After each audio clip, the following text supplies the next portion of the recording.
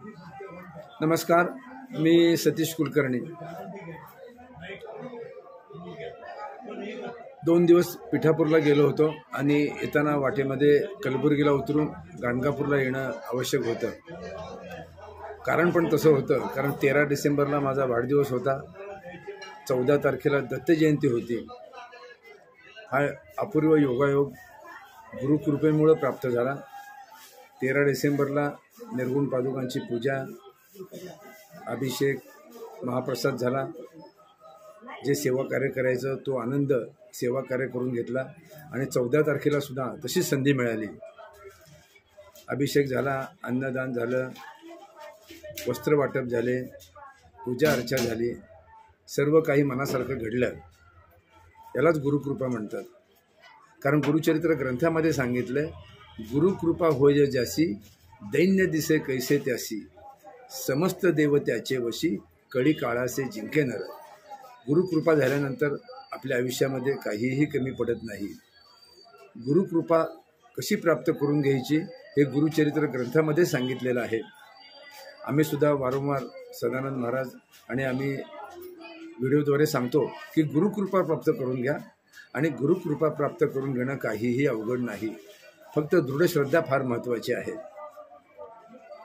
योगायोगाने गाणगापूरमध्ये होतो, दत्त महाराजांचा जन्म झाला आणि आम्ही यावर्षीचे सालकरी गुरुजी मधुकर भट्ट, कृष्णम भट्ट पुजारी यांच्या घरी आम्ही गेलो, महाप्रसाद घेतला आणि त्यावेळी गुरुजींनी जो आशीर्वाद दिला तो या व्हिडिओला शेवटी जोडलेला आहे।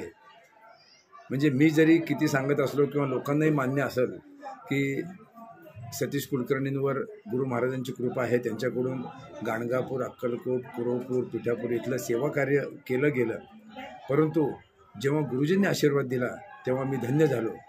कारण त्यांच्या तोंडातून जे शब्द आले ते अतिशय महत्त्वाचे होते, ते तुम्ही ऐकतालच।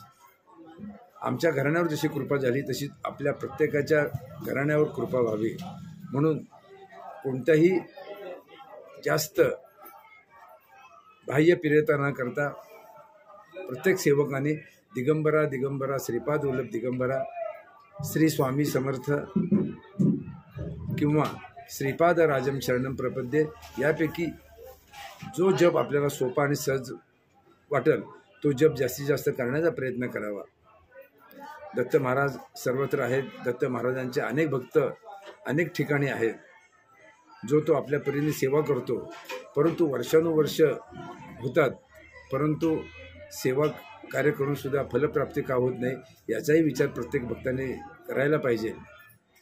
कारण हे जे ग्रंथ आहेत त्या ग्रंथामध्येच कृपा प्राप्त करून घेण्यासाठी विविध मार्ग दिलेले आहेत आणि सर्वात सोपा मार्ग म्हणजे नामस्मरण। नामस्मरण करणं आणि त्याच्यानंतर आपण धर्माचरण करणं, धर्मासारखं वागणंही महत्त्वाचं आहे।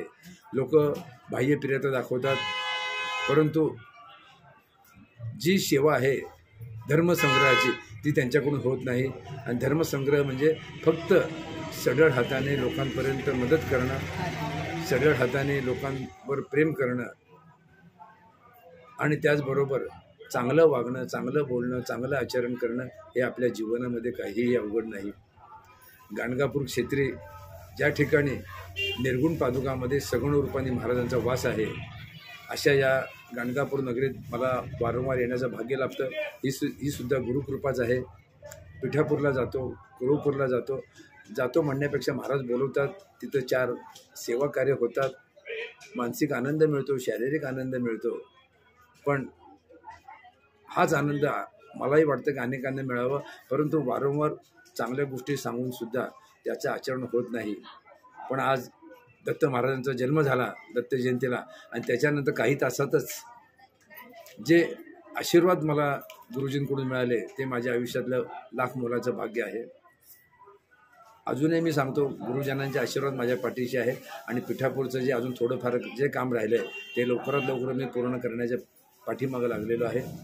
जाणं येणं, परत घरातली कामं असतात, अक्कलकोट स्वामी दर्शन मासिकाचं काम आहे, परंतु गुरुजींनी जेव्हा तो आशीर्वाद दिला की तुमच्यावर दत्त महाराजांची कृपा आहे, अखंड आहे, त्यांनी एकदा जेव्हा जाहीर केलं, त्यामुळं माझा उत्साह वाढलेला आहे. लवकरात लवकर पिठापूरच्याही काही समस्या आहेत त्या दूर होतील आणि तिथं जास्तीत जास्त सेवा देण्याचा माझा विचार राहील. भाविकांना त्याप्रमाणे वारंवार सूचना देण्यात येतील. आपण सर्वांनी माझ्या पाठीशी राहावं. दत्त महाराज तर आहेतच आहेत, त्याचबरोबर तुम्ही पाठीशी राहिला तर हा आनंद द्विगुणित होईल. पुन्हा एकदा सर्वांचे आभार मानतो. माझ्या वाढदिवसादिवशी ज्यांनी ज्यांनी मला शुभेच्छा दिल्या आणि माझ्याकडून ज्या अपेक्षा व्यक्त केल्या त्या पूर्ण करण्याचा मी प्रयत्न करेन आणि तुम्हा सर्वांना या आपल्या व्हिडिओद्वारे जास्तीत जास्त सोप्या भाषेत मार्गदर्शन आनंद देण्याचा प्रयत्न करेन. एवढं तुम्ही स्वीकारावं. अवधूत चिंतन श्री गुरुदेव दत्त. गुरुदेव दत्त. सर्व दत्त भक्तांना खास निवेदन, यावर्षीचे सालकरी गुरुजी मधुकर भट्ट, शंकर भट्ट पुजारी यांच्या घरी आज आम्ही आलो. दत्त जयंतीचा सकाळी अभिषेक झाला, महाप्रसाद झाला आणि गुरुजींचं आभार मानावं हा आजचा क्षण आहे. कारण 8 वर्षापूर्वी पिठापूरला जेव्हा आपण स्वामी समर्थ भवनाचा प्रारंभ केला तेव्हा गुरुजींनी आपल्याला आशीर्वाद दिले होते. आज आल्या आल्या त्यांनी आठवण काढली, काम कसं काय व्यवस्थित चाललंय का, म्हणजे त्यांच्या लक्षात होतं, मी विसरलो होतो. म्हणजे देणारा लक्षात ठेवत नाही पण घेणारा मात्र विसरतो, हे मात्र लक्षात आलं. राहिलेलं कार्य लवकरच पूर्ण होईल. श्रीपाद श्रीवल्लभांचा आशीर्वाद आहे, गुरु नृसिंह सरस्वती महाराजांचा आशीर्वाद आहे. आज गुरुजींनी पुन्हा राहिलेल्या कार्यासाठी आशीर्वाद द्यावा आणि आपलं जे स्वामी समर्थ भवन पिठापूर येथील जे कार्य आहे ते पूर्ण व्हावं अशी मी त्यांच्या चरणी प्रार्थना करतो. श्री दत्त महाराजांचा अखंड त्यांच्यावर आशीर्वाद आहे हे अगदी निश्चित समजायचं. गुरुदेव.